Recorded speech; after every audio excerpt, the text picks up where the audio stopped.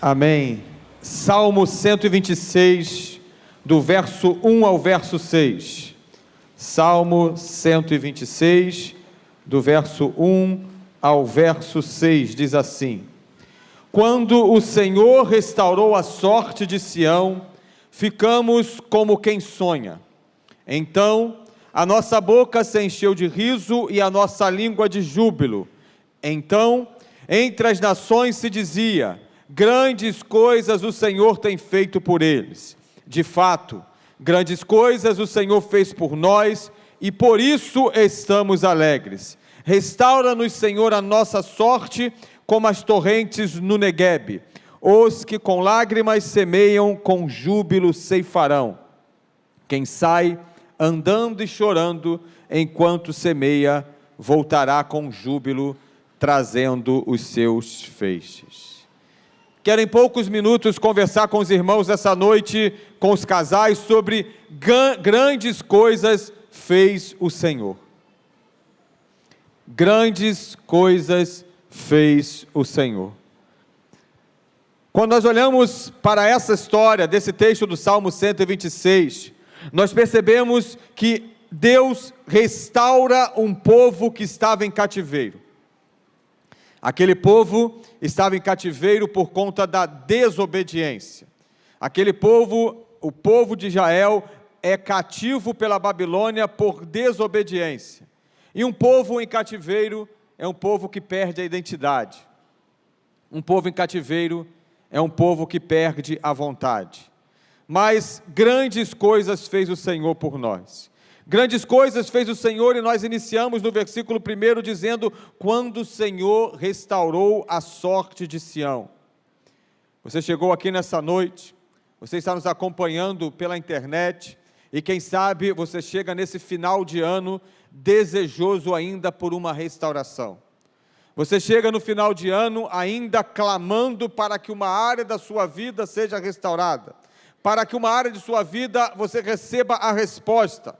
Nós estamos ainda no início de dezembro, o ano ainda não acabou, você não pode desistir, você precisa acreditar que Deus pode sim restaurar, Deus pode sim mudar a sua realidade, Deus pode sim fazer algo novo, porque a palavra do Senhor declara: quando o Senhor restaurou a sorte de Sião. E quando nós olhamos para o texto, irmãos, era um desafio muito grande, era um povo que estava em cativeiro por desobediência.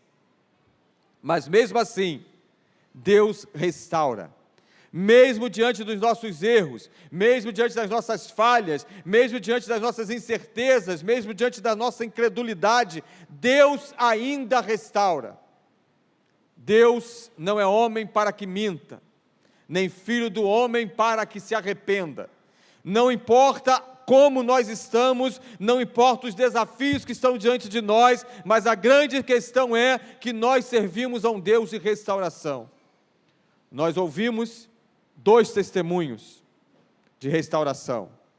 17 anos orando para que o marido despertasse para trabalhar no reino de Deus. E hoje o marido despertou e está trabalhando no reino de Deus para a glória do Senhor. Um casal que chega em nossa igreja com a vida completamente destruída, e Deus vai restaurando usando as ferramentas do ministério, através de pequeno grupo multiplicador, através de cursos, através de encontro de casais, através de cesta para casais, e restaura um casal que chega em crise e faz com que eles se tornem líderes auxiliares de um PGM. Nós servimos a um Deus que restaura. Não há nada na sua vida que Deus não possa restaurar. Você precisa continuar crendo. No mundo tereis aflições, mas tenha bom ânimo. As muitas histórias de restauração vividas em cada turma do Casados para Sempre. Aquelas que foram expressadas aqui no telão e aquelas que nunca serão expressadas, mas que foram vividas. Nós servimos a um Deus que restaura.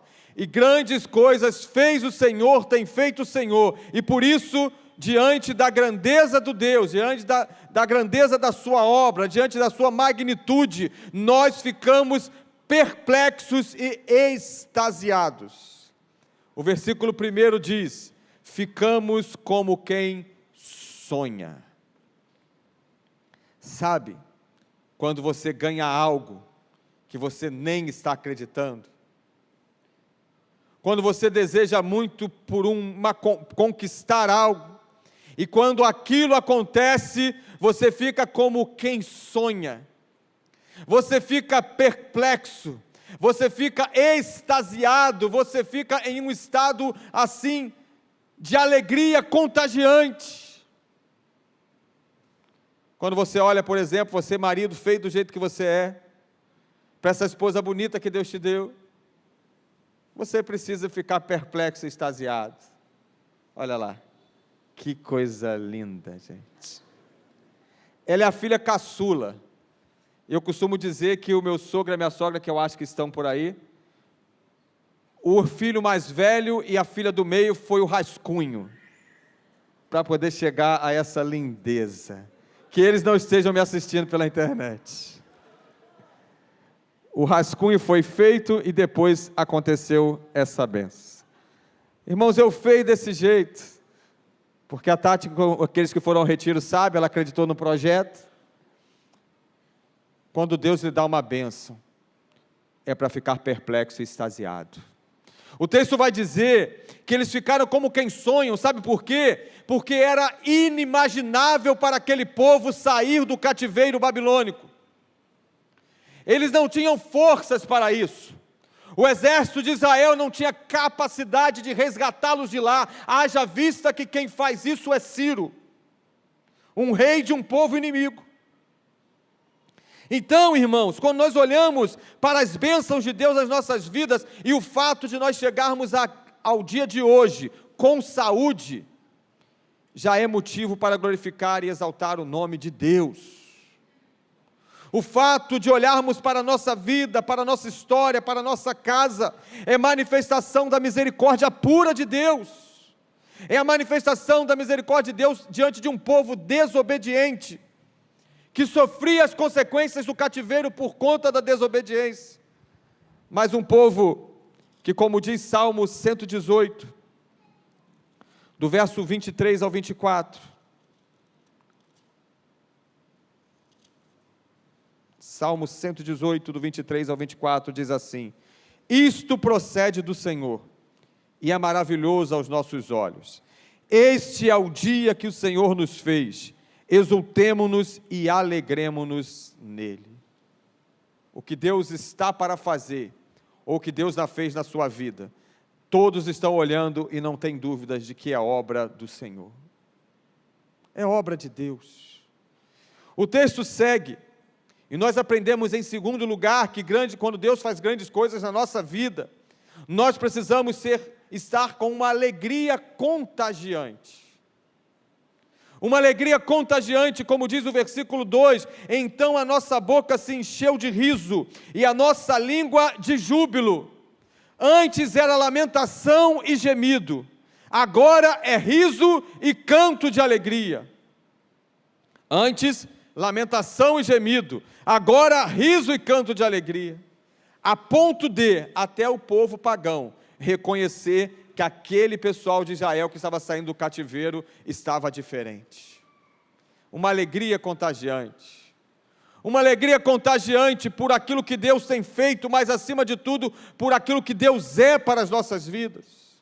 Nós chegamos ao último Sexta para Casais desse ano e podemos olhar para trás e estarmos alegres. Mas não podemos acomodar a um desafio pela frente. Há o desafio de muitas outras questões, há o desafio de áreas do Sexta para Casais que ainda precisam funcionar, mas a alegria precisa ser contagiante. As nossas primeiras sexta-feiras do mês não foram mais as mesmas. Que bênção é nos reunirmos aqui, que bênção é estarmos com os irmãos, que bênção é estarmos juntos numa alegria que precisa contagiar os outros. Uma terceira verdade, que eu declaro que grandes coisas fez o Senhor por nós, sim, é uma gratidão consciente. O versículo 3 diz: de fato, realmente, verdadeiramente, grandes coisas fez o Senhor por nós, e por isso estamos alegres. Aquele povo fica durante muitos anos no deserto. Eles já haviam perdido o que era agradecer, porque eles estavam sob uma forte opressão. E então eles são libertos do cativeiro, começam a caminhar em direção a Sião, e ali no meio da caminhada eles declaram: grandes coisas fez o Senhor por nós, porque até olhando para trás, até quando nós estamos diante do cativeiro, nós precisamos agradecer a Deus, porque grandes coisas Ele fez, e se não fez ainda, fará. Se não fez, fará. Porque é a mão de Deus, é trazer à memória o que dá esperança. A gratidão a Deus é a chave da bênção. Para abrir a porta da bênção, se faz necessário usar a chave da gratidão. Talvez você está chegando nesse final de ano lamentando mais do que agradecendo. Não faça isso. Ah, pastor, você está falando isso porque você não está na minha realidade. Mesmo assim, não faça isso. Não faça isso. Agradeça a Deus, porque as portas hão de se abrir. Gratidão é a maior expressão de amor a Deus. Hoje é aniversário daquela lindeza ali, ó. É um milagre, o Zé Roberto. Um milagre. 10 intercorrências cirúrgicas, 12 intercorrências cirúrgicas no cérebro. E aí, ó, completando aniversário hoje. Eu liguei para ele hoje e falei: olha, o ministério nos dá alguns presentes, e o irmão é um dos presentes que Deus me deu no ministério. O que é mais lindo do ministério, irmãos, são as pessoas que Deus nos dá a oportunidade de convivermos. O que é mais lindo no ministério é poder fazer parte da vida das pessoas. Hoje nós estamos aqui na alegria, mas nesse tempo, em algumas dessas intercorrências cirúrgicas, eu estava lá, fui lá naquele hospital, na Farm Amoedo, em Ipanema, ao seu lado, junto da Simone, que sempre esteve presente. Gratidão. Gratidão a Deus, por poder fazer parte da vida das pessoas. E é uma gratidão, irmão, consciente. Não é uma gratidão porque alguém está mandando agradecer, não. Nós precisamos olhar para a nossa família e ver que nós não merecíamos. Nós precisamos olhar para o nosso casamento e ver que não merecíamos. Nós precisamos olhar para a nossa vida e ver que não merecíamos. Gratidão pelos bens que Deus nos deu, mas muito mais por aquilo que Deus representa nas nossas vidas. Em quarto e último lugar, grandes coisas fez o Senhor por nós. E eu quero dizer para você, que está chegando nesse final de ano, diante de uma expectativa para algo que ainda não aconteceu. Olhando para o versículo 5 e o versículo 6, eu aprendo que a colheita chegará. A colheita chegará. O versículo diz, 5 e 6 das partes iniciais: os que com lágrimas semeiam. E depois o versículo 6 diz: quem sai andando e chorando enquanto semeia. A semeadura é um desafio. É um labor para semear. É uma luta o lançar as sementes. É uma tarefa dificílima e muitas vezes ninguém vê. Eu tive a oportunidade de ministrar a casais em Juazeiro, Bahia. E nesse tempo nós fomos levados a visitar um parreiral. E lá nós podemos ver as fases do plantio da uva. A primeira fase, que é o plantio das sementes, ninguém está vendo nada. Aquela primeira estação, só se vê a terra, nada mais. E aí você vai dando mais alguns passos e você vai vendo algumas outras estações, já numa fase mais avançada. E lá, depois de tudo, a oportunidade de saborear uvas que o mercado brasileiro não recebe. Mas quando o solo está vazio, você não imagina o que virá lá na frente. Talvez a sua vida hoje, você ainda não consegue ver os frutos, mas as sementes foram lançadas. E sabe quem é o nosso agricultor? Jesus Cristo de Nazaré. Ele é aquele que vai cuidando, que vai regando, que vai preparando a terra, e quando a colheita vier, prepare-se, porque grandes coisas tem feito o Senhor por nós, por isso estamos alegres. A colheita chegará se você perseverar e se você esperar.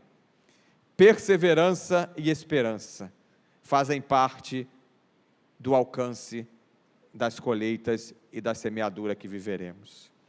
Por fim, o texto diz, na última parte do versículo 6, voltará com júbilo, trazendo os seus feixes. Grandes coisas tem feito o Senhor por nós. Mesmo que você não esteja vendo, creia. Mesmo que você não esteja ouvindo, creia. Mesmo que você já esteja perdendo a esperança, continue a crer, porque a colheita vai chegar. E aí esse texto, do versículo 6, a parte B, há de se cumprir nas nossas vidas. Voltará com júbilo, trazendo os seus feixes. Que Deus abençoe a sua vida, e que ainda neste ano, o Senhor realize uma grande maravilha na sua vida, na sua casa e na sua família. Amém?